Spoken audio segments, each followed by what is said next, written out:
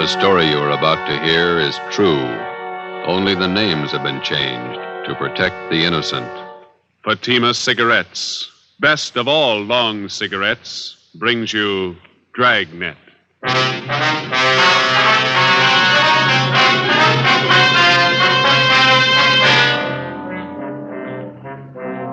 You're a detective sergeant. You're assigned to robbery detail. Vicious gunmen have committed assaults, robberies, attempted murders. Their victims, Army officers stationed in your city. Your job, get them.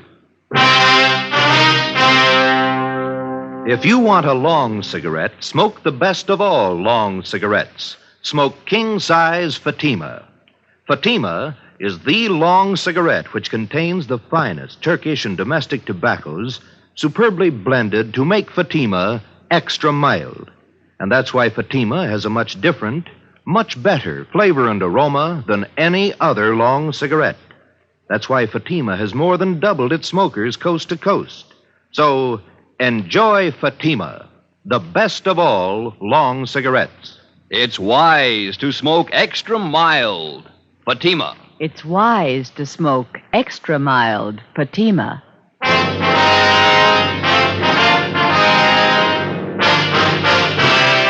Dragnet, the documented drama of an actual crime.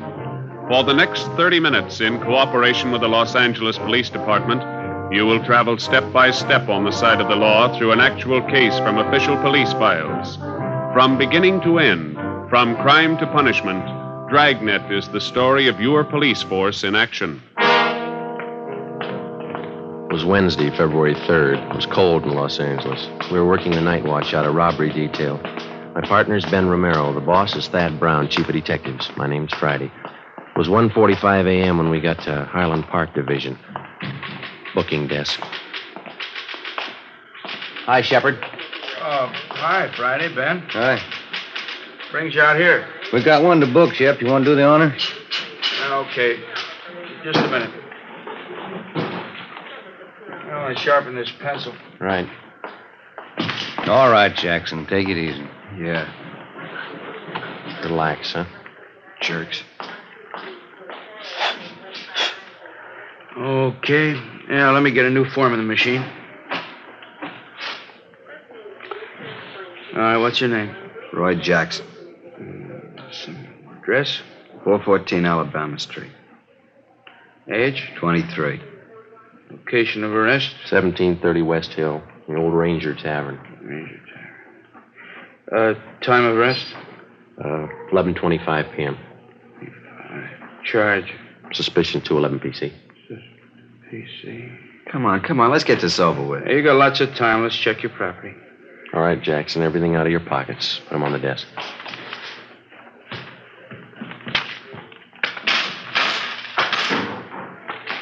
What about my keys? You won't need them for a while. Put them on the desk. There.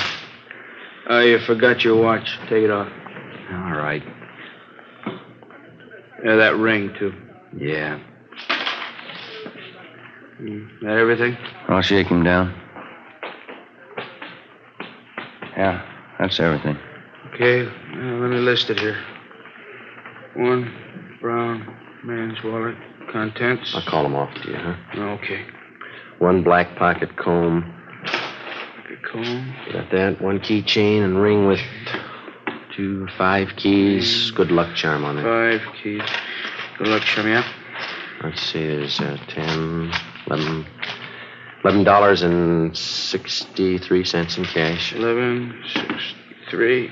1 man's wristwatch, Waltham. 1 man's ring. You got that? Yeah. Yellow metal, a ring. Ring. With a white stone. Yeah, It's a diamond ring. That's gold. 1 man's fountain pen. Fountain pen. That's it. Yeah, okay. Just put all the stuff in the envelope.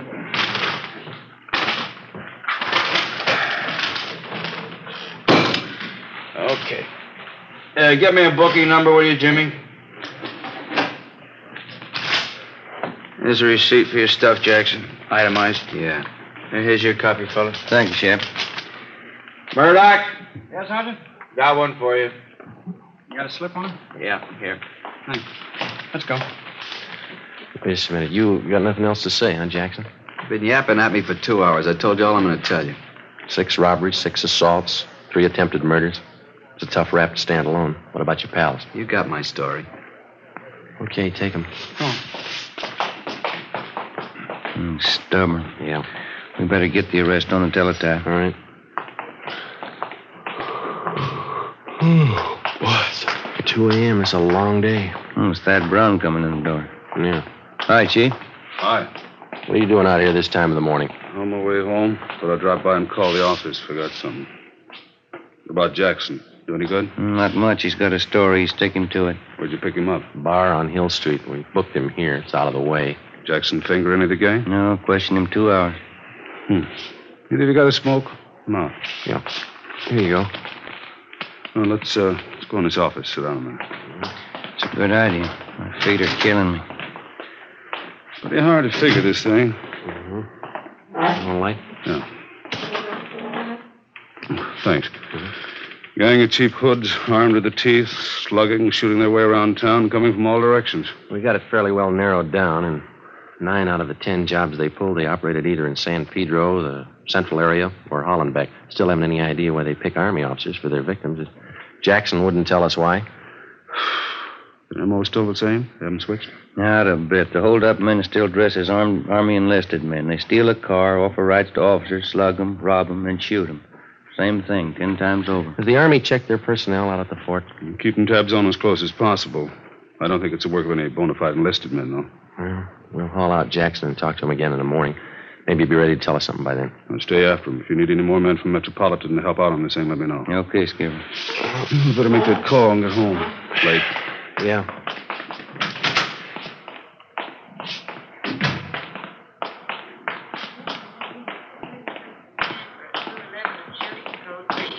Attention, all units, code 3. What was it, code 3, Shep?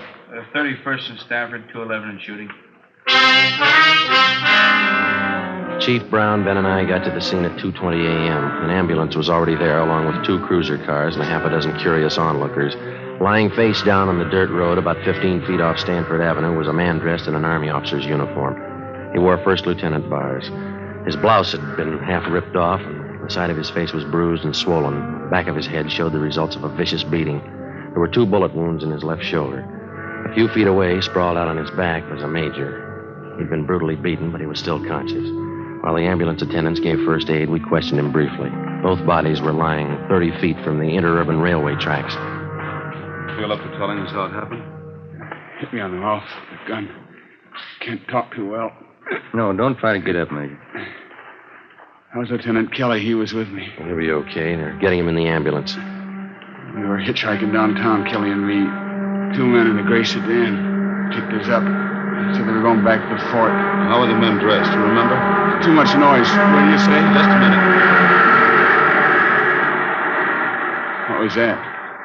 The PE train going by. Now, can you tell us about it? Enlisted men. One is a tech sergeant, and on a private.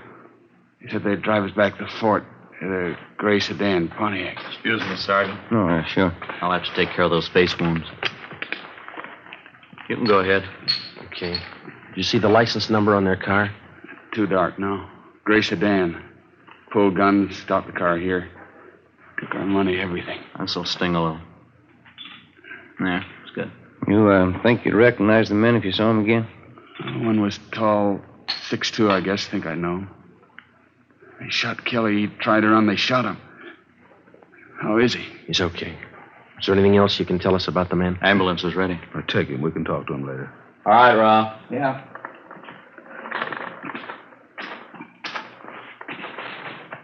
All right, easy. Okay, let's go. It's not getting any better. I'd sure like to cut him up, don't they? Pretty good set of footprints over there. Tire impressions. Better call the crime lab. Yeah. 2 men in a gray sedan. How does that match up? Same MO, Army officers. Except one of the gunmen was tall. Mean anything to you? Well, most of the other victims gave us that description. Either the same tall guy works most of the jobs, or he's got a twin brother. The stats office make a run on the description for you? 4 different times. Nothing yet. I better get this new information on the air right away. Yeah. They steal a different car for every job, and the morning after we find the car, Usually clean, no prints. This thing doesn't add up in my book. Army officers aren't loaded with... I said Army officers aren't loaded with dough. These punks are after something else besides money. What do you mean? Well, for every dollar they steal, they break a bone. How does that shape up to you? You think they like to draw blood? I think so. I think they're pointing for murder. What's the motive, Chief? Oh, forget the motives. I don't care what their reason is. Somebody's robbing and shooting. It's our job to stop them. What's the trouble with motives? How do you mean? They always show up after the murder. 2:40 a.m. The crime lab crew arrived and went to work searching the area for evidence and taking casts of the footprints and tire impressions. The chief of detectives, Ben, and I drove back to Georgia Street Receiving Hospital in time to watch the doctor remove 2 .38 caliber slugs from the shoulder of one of the victims. From his ID bracelet, he was identified as Harold Kelly, 1st Lieutenant Signal Corps, U.S. Army. The other victim was Major Richard Farmer, Signal Corps. I initialed the slugs for evidence, and then we drove back to the crime lab and dropped them off. The next morning, before they were transferred to a military hospital for further treatment, we talked with Lieutenant Kelly and Major Farmer and filled out a robbery report and one for a crime against person. At 5 minutes past 10, we checked back into robbery detail. Better see if we can get a stenographer in here. There's a lot of paperwork to catch up on. Yeah, I'm going to have to learn shorthand. Romero, Joe? Yeah, Ed? Come in a minute, will you? Right. They picked up the gray sedan using that job last night. Where? Out on Laguna, about a block from Echo Park. They find anything? Nothing. The boys from Leighton Fingerprints called just before you came in. They dusted the car inside out. No luck. That Roy Jackson we picked up last night. Has homicide got the stakeout on his apartment? Yeah, Fremont and Tetrick. Nothing yet. What'd you find out at the hospital this morning? Well, we talked to Lieutenant Kelly and that Major Farmer again. They're still in bad shape. You have anything to add? No. We got their crime reports and a list of the property taken, gave it to pawn shop detail to put on the stolen property list. What are the hold-up men doing with all the stuff they grabbed? Watches, cigarette cases, men's jewelry? It's all on the stolen property list. Pawn shops have been alerted. It's not showing up. Robbery, Walker. Yeah, just a minute. You, Joe. Oh, thank you. Friday. Yelly. Yeah. We'll meet it. Bye. Lee Jones. He just ran a make on the 2 slugs they took out of the lieutenant's shoulder. Yeah? They came from the same gun that wounded 4 of the other victims. Figures. How about the footprint cast they took out there last night? No, it didn't work out. Lee said he tried matching him up with that set of prints we came across on that job Sunday. There's no match. Oh, hi, G. Bad. Sit down. Thanks. Fella in yet, Walker? Not yet. Just going over last night's case. What do you got? Walker and I were talking it over this morning before you 2 checked in about these hitchhike bandit jobs. Yeah. We tried everything short of a blockade to grab the hold-up men. It's obvious it's not working. How about the Army brass? They're doing all they can already. It's up to us. We're going to need more men and better coverage. What are you figuring on? System decoys planted around the city and every area these hitchhike bandits have been operating in. Gonna take a lot of men, isn't it? Be worth it if it pays off. About 50 or 60 men should do it. They'll be dressed as second lieutenants all the way up to colonels. They'll travel in pairs. They're going to bunk out at the fort? If we can arrange it, yeah. They'll be instructed to hitchhike their way around town. Bulk of them will operate between 8 p.m. and 6 a.m. What kind of support they going to have? You men in robbery and homicide. I'll have a special detail of cars from Metropolitan Unit to help cover the unprotected spots. When does it start? Tonight. No use waiting. You fellas might as well pass the word down the line. No time off till the gang's locked up. Okay. We got to get those punks and get them fast. We got the men and the machinery, so there's no reason for not stopping them. No excuses. Understood? Yes, sir. Excuse me. Robbery, Walker. Oh, hello, dear. Yeah, I know, but I can't make it. Let's go, Joe. A little happy. You just go right ahead and I'll have to explain things I did. Here. What's that? A nickel. Call yours. 8 p.m., Thursday. With the permission of the commanding general, 6th Army, a total of 55 men dressed as Army officers spread out over the city to serve as decoys for the hitchhike bandits. They were well armed, and they traveled in pairs. For the first night, it was the plan to concentrate in the central area, Hollenbeck and San Pedro. We started cruising the central area at 8 o'clock along with the rest of the detail. The time went slow. Midnight came. Still no sign. We waited out the rest of the night and the early morning. Nothing happened. We figured on some action on the weekend. Friday, Saturday, Sunday, nothing happened. It seemed like the hold-up men somehow had sensed the decoys and were staying under cover. Monday night, February the 8th, same thing all over again. 3 a.m. came and went. No sign. I'm kind of hungry. You want a hot dog? We can eat them in the car. No, you go ahead. Maybe a bag of potato chips. You want to see if I got them? Okay. I'll be right back. Yes, sir. Want hot dog? One. And give me a bag of those potato chips here, too, will you please? Okay. You want everything on that hot dog? Everything but relish. What's the matter? You don't like relish? No. Okay. Joe, come on. Hustle. You can skip that hot dog, Mac. What is it? Just came in. Catch the repeat. Attention all units. Attention all units. In the vicinity of Washington, Figueroa. A shooting. Code 3. Ambulance dispatch. Okay, hit the siren. Let's move.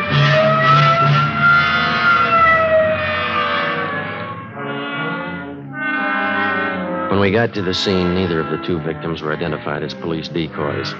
One of them had already been placed in the ambulance. Ben went over to talk to him. The second victim was still lying in the street, his chest riddled with bullet wounds. Two figures bent over him, an ambulance attendant and a priest. That heavenly Jerusalem where God shall wipe away the tears from your eyes, where there shall be no more sorrow, no more sickness, no more death, where you will live forever in possession of that happiness which the eye hath not seen nor the ear hath heard, neither hath it entered into the heart of man what things God hath prepared for them that love him. Same as that up, Joe. Hitchhike game. Yeah. Well, the victim can't help us much. How about this man? Oh, wait a minute. In the name of the Father, and of the Son, and of the Holy Ghost. Amen. There's your answer.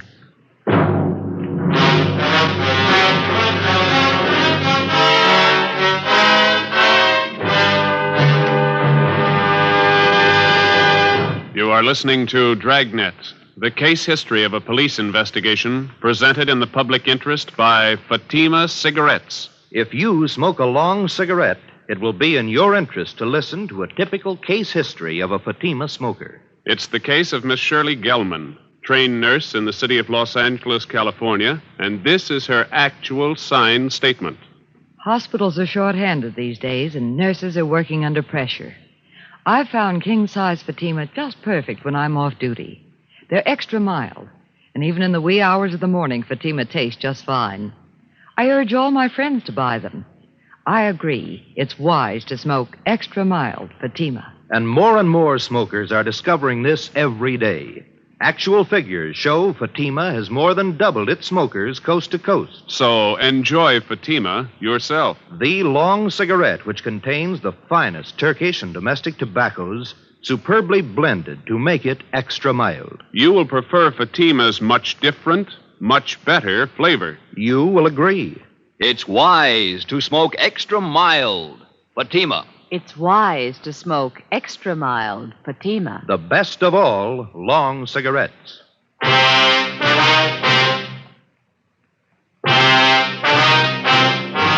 Wednesday, February 10th. At the inquest, the murder victim was identified as Marine Corps Lieutenant Robert Paul Lawrence, age 24. The bullets removed from the body at autopsy were taken to the crime lab where the ballistics men ran them through. They were fired from the same gun used in the previous hold-up shootings by the hitchhike bandits. The companion of the victim at the time of his murder could add little to what we already knew as far as the descriptions of the gunman were concerned. The following morning, Ben and I drove out to the home of the murdered man to interview his father, a colonel, Marine Corps, retired. Black wreath on the door. Yeah. It's a big house, isn't it? Mm-hmm. Yes, sir? Police officer, sir. This is Sergeant Friday. I'm Sergeant Romero.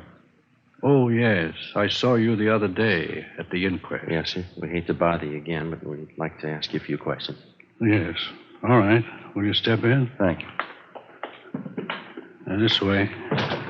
He was a small man, well-built, with thick snow-white hair combed straight back and a neat white mustache well-trimmed. He walked deliberately with his shoulders thrown back as he showed us into a large living room richly furnished. A picture of the Battle of Belleau Woods hung over the large fireplace. The rest of the pictures in the room were of famous Marine Corps officers. Now, gentlemen, how can I help you? It's about your son, Robert. We didn't want to bother you at the inquest. Yes. I guess I don't have to tell you. Bob's death was a blow. Yes, sir. He's been staying here with me from time to time since my wife died last year. House this big needs people. Just myself, the wife gone. Yes, sir. We'll only take a minute. You see, everything had been taken from your son, and we'd like to find out if you know what personal property he was carrying at the time he was... Well, I don't know. I guess he had the usual things, a few dollars, his wallet, St. Christopher medal, silver, his watch. Was the St. Christopher medal valuable? Oh, not too much, no, not monetarily. And that watch? Well, yes, that was worth something, a pocket watch. I gave it to Robert when he was commissioned at Quantico. That's his graduation picture on the mantel. Here. This is Robert. Yes, sir. Fine boy, Sergeant. Robert was a good Marine. You think you could describe the watch for us? Gold pocket watch. Cost quite a bit when I bought it for him. There's some engraving on the inside of the cover. What is it? Says, from an old Marine to a young one. Signed, Dad. Anything else about it, sir? Very fine jeweler friend of mine made the watch. It has small chimes inside, and when you push the lever on the side, it chimes the hour and nearest quarter hour. Very clever. Yes, sir, I see. As far as you know, then, those are all the valuables he had with him. Yes. All right, Colonel Lawrence. Thanks very much. Oh, you don't have to rush off. Can I fix you a cup of coffee? Stay a while, won't you? I'm sorry, Colonel. We have to get back to the office.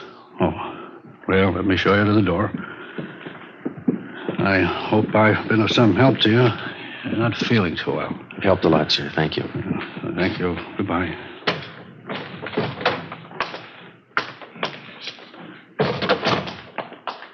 Nice home. Yeah. Beautiful furniture. Everything a man could want. Except the sun. For the next 6 days, we got nowhere. Both robbery and homicide details stayed at work on the case. The citywide decoy plan continued along with the extra night patrol of cruiser cars from the Metropolitan Division. Dozens of leads were received and tracked down. None of them paid off. We stayed on it, but despite all our work, in 1 week, the hitchhike bandits were credited with 16 car thefts, 8 actual holdups, and 3 more assaults with intent to commit murder. February 18th, 2 p.m. Ben and I were called to Captain Walker's office. Close the door, will you, Ben? Oh, yeah. What is it, Ed? Both of you know Burdick here, theft detail? Oh, sure. I am. You want to tell him what you just told me, Burdick? Yeah, I was just telling the captain. I was on night watch last night with Resnick, and we picked up this guy for grand theft auto. Got him out in a bowling alley on Vermont. Yeah? Well, Resnick and I didn't think too much about it. We took him into Central and had him booked. Gave his name as Clyde Black. As I say, I didn't think too much about it. But on the way into work, I got to thinking. This fellow comes pretty close to the description of one of your hitchhike bandits. Yeah? Yeah, he's pretty tall, 6'2", dark hair, dark eyes. Pretty tough. He's still in jail? Still there. Anybody else talk to him besides you? Resnick and me, that's all. Here's the mug shot we got on him last night. Take a look. Let me see. It seems pretty close. You got a home address on him? Yeah, our place out on South Flower. Here's the number. Thanks. Oh, yeah, there was something else. Struck me kind of funny. What's that? When we booked the guy in last night, Yeah? in his back pocket, he had a St. Christopher medal. Ben, Ed, Burdick, and I drove out to the address on South Flower Street, which the prisoner Clyde Black had listed as his home address. It was a rooming house, and the landlord remembered Black, but he hadn't lived there for 2 months. He gave us Black's forwarding address, an apartment on MacArthur Drive. There, the manager told us he hadn't lived in the building for at least a month. He had moved and left no forwarding address. We put tracers through on him with DMV, our business office, and with local merchants in the neighborhoods where he had lived. By 6:30 p.m., we had an answer. An apartment on Pico Boulevard, just east of Alvarado. At 7 o'clock, we were on our way up in the elevator to the 3rd floor of the apartment house.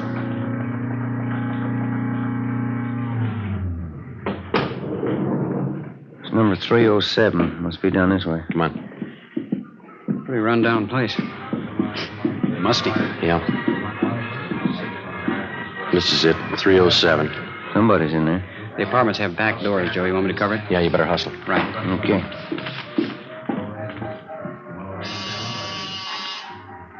Stop talking. Yeah, what is it? Mailman, registered letter. Okay. Give me. Police officers. Move your guys. Pop up, Joe. Yeah. Hey, they're going out the back, Ben. Watch it. Burdick's got him stopped out back. All right, you now, cut it. Let me go. I said, let me go. That's one of them. One more, Joe, here. There were 3. All right, let's go inside. Come on. Come on. Yeah, that's all of them. Watch them, will you, Bertie? Yeah. All right, let's look around, huh? Yeah.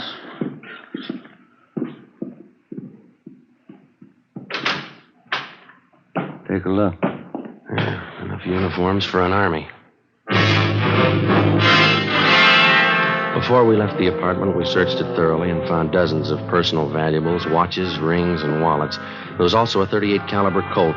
We took the 3 men downtown and booked them at Central Jail. Then we dropped off the gun that we found at the crime lab for a ballistics check. 8:35 p.m., we brought suspect Clyde Black to the interrogation room. Captain Walker, Ben, and I confronted him with the evidence. Here you are, Black. Take a look at these.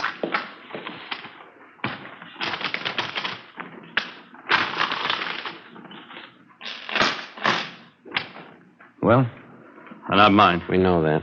Never saw them before. Watches, jewelry, wallets, they were found in your apartment, all of them. They were. Take a close look.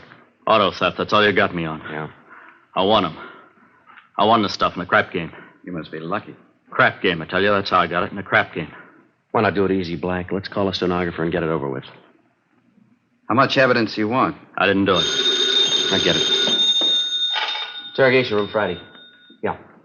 All of them? Fine. Thank you. The gun, Black. They checked it. I didn't do it. Your gun killed that Marine. Your prints are all over it. It was one of the other guys, Max. Max, it was him. Him and Johnny. You ready to dictate a statement? Put them on the file. Why me? You talk to Max. Talk to Johnny. Ed, hand me that, will you? Yeah.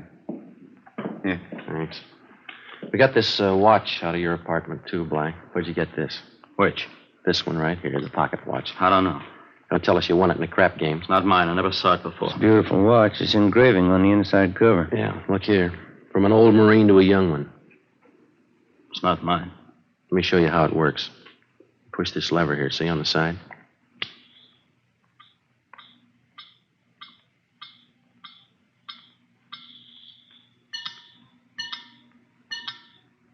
Now, how about it? I hated them. I hated all of them. Everything about them. That lieutenant. I had to kill him. He was going to get away. I had to kill him. I had to. Why'd you pick on officers? They had it coming. Pushing guys around. I hated them. I hated every lousy bum in their bodies. I'll get the stenographer. Yeah. Then knock off and go home. You too, Ben. I had to kill him. I hated him. I'll tell them that.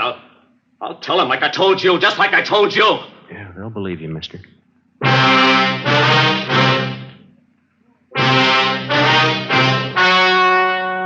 The story you have just heard was true. Only the names were changed to protect the innocent. On June 17th, trial was held in Superior Court, Department 87, City and County of Los Angeles, State of California. In a moment, the results of that trial. It's amazing how many long cigarette smokers are changing to Fatima. Here is the actual report. From coast to coast, king-size Fatima has more than doubled its smokers. Yes, more and more smokers every day are discovering that Fatima is the best of all long cigarettes. Long cigarette smokers find Fatima has a much different, much better flavor and aroma. Long cigarette smokers find that Fatima is extra mild because it's the long cigarette which contains the finest Turkish and domestic tobaccos superbly blended to make it extra mild. So enjoy extra mild Fatima, best of all long cigarettes. It's wise to smoke extra mild Fatima. It's wise to smoke extra mild Fatima.